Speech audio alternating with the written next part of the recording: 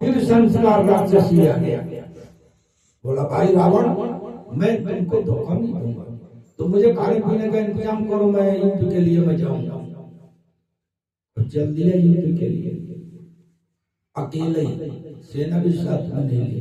कितना अभिमानी था, इतना अहंकारी था कुंभकर्ण, और बोल ये रहा था कि जगत जननी का तुमने अपमान किया तो कल्याण चाहता है।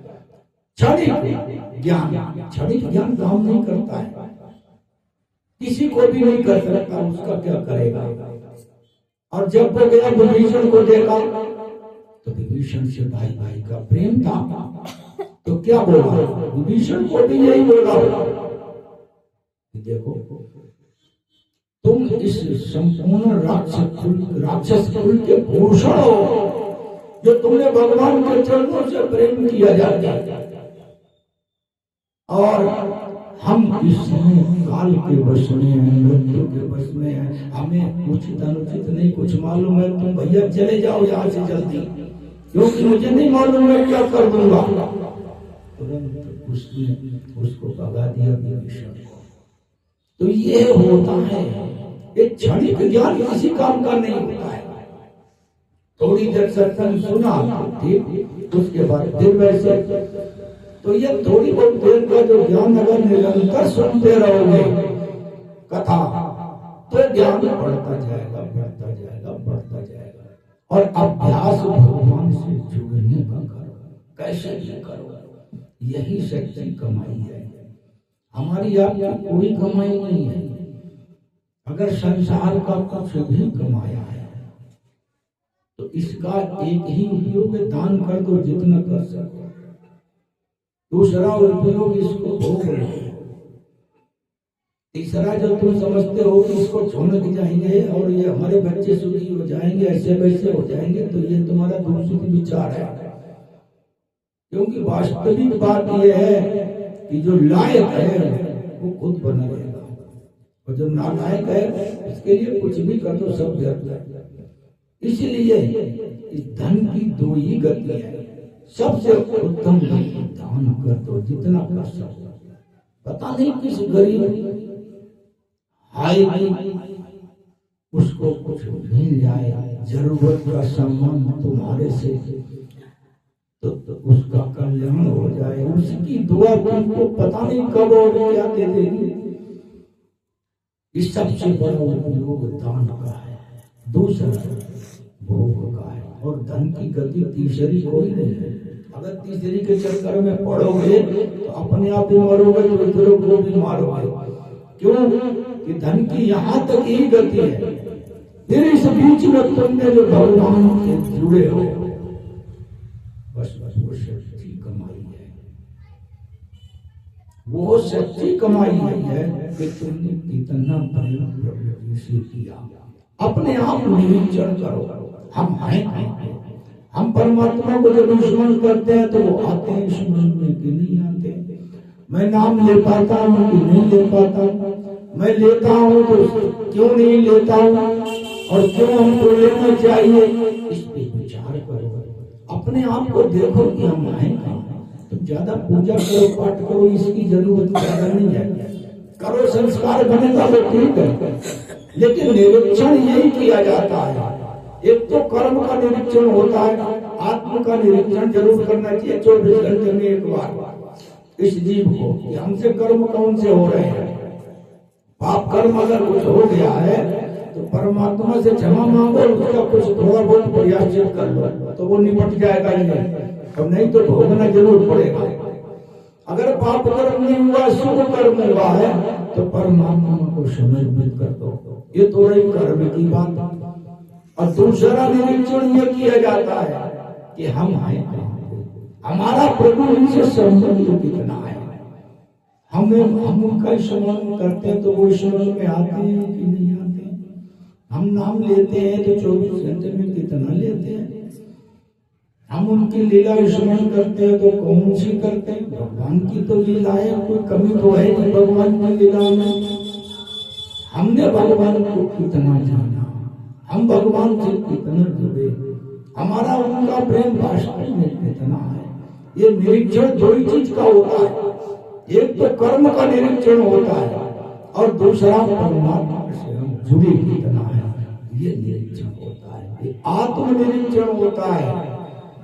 ये 24 घंटे में एक बार करना चाहिए, हर जीव को करना चाहिए। इससे सारी कुंडली 24 घंटे की मालूम हो जाती है, हमने किसको गाली दी, किसको अपमान किया, किसका सम्मान किया, कितनी हमने संत महात्माओं की सेवा की, कितनी मैंने दीन निंदन हीन को कुछ किया। ये निरीक्षण होना चाहिए। जो अच्छा हुआ भगवान को समर्पित करो। ये परम पिता परमेश्वर तो तुमने कराया है, हम काम कर सकते थे, आपने कराया, आपको समर्पित। महाराज इससे हमारा लेना देना नहीं कोई, क्योंकि अगर शुभ कर्म अपने सिर पे रख लोगे तो वो शुभ कर्म भी अभिमान का रूप ले लेगा। जैसे रावण कंस आदि को हुआ था, शुभ कर्म का भी फल अपने सिर पे मत रखो। ये पूजा पाठ का भी, पूजा करो तब करो, जैसे सत्संग सुन रहे हो, सत्संग कर रहे हैं, इसकी भी पुण्य को अपने ऊपर मत रखो कि हमने ये किया है, हमें ये भगवान ने इस योग्य बनाया, हम कर रहे हैं, ये सब खत्म। महाराज जो किया वो तुम्हारा अपना, आप जानो उसको, हमें तो अपने चरणों में स्थान दो, हम और कुछ नहीं चाहते हैं। ये सच्चा ज्ञान इस जीव का उत्थान करता है। मैंने ये किया और तुमने ये किया, यही माया है, यही भगवान से हमको अलग करती है। देखो माया को समझना बहुत जरूरी है। ये ऐसी कोई चीज नहीं है जो भगवान से तुमको अलग कर सके। जितना तुम परमात्मा से जुड़ोगे, परमात्मा तुम्हारे अनुकूल होंगे। ये माया को भी शक्ति कहाँ से मिलती है? उन्हीं से मिलती है। इस संपूर्ण संसार को शक्ति कहाँ से मिलती है? उन्हीं से मिलती है।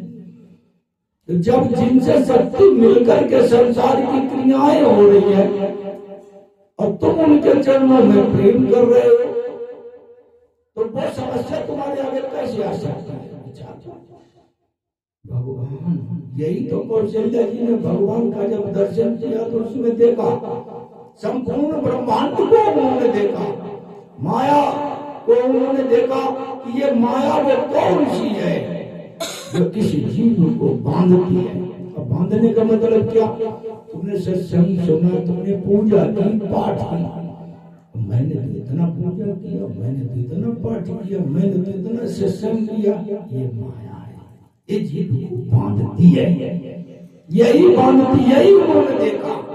भगवान का जब दर्शन किया उन्होंने देखा वो माया कौन सी है जो इस जीव को बांधती है, और वो भक्ति कौन सी है जो इस बंधे हुए जीव को है।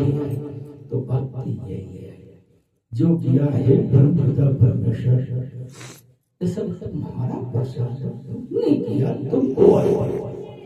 हाँ, हमसे कोई गलती हो गई हो तो उसके लिए हम क्षमा करो, आगे से हम गलती करेंगे नहीं। छोटी मोटी कोई हुई है तो उसको प्रयास से करो, मुझे बताओ, मैं उसका करूंगा।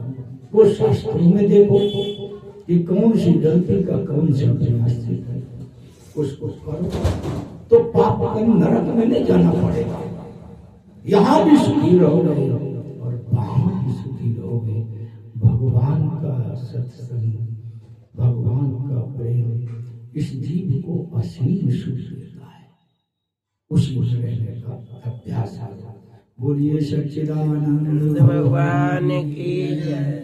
श्री राम जय राम, जय जय राम, श्री राम जय राम, जय जय राम, श्री राम जय राम, जय जय राम, श्री राम जय राम, जय जय राम, श्री राम जय राम, जय जय राम, श्री राम जय राम, जय जय राम, श्री राम जय राम, जय जय राम, श्री राम जय राम, जय जय राम, श्री राम जय राम, जय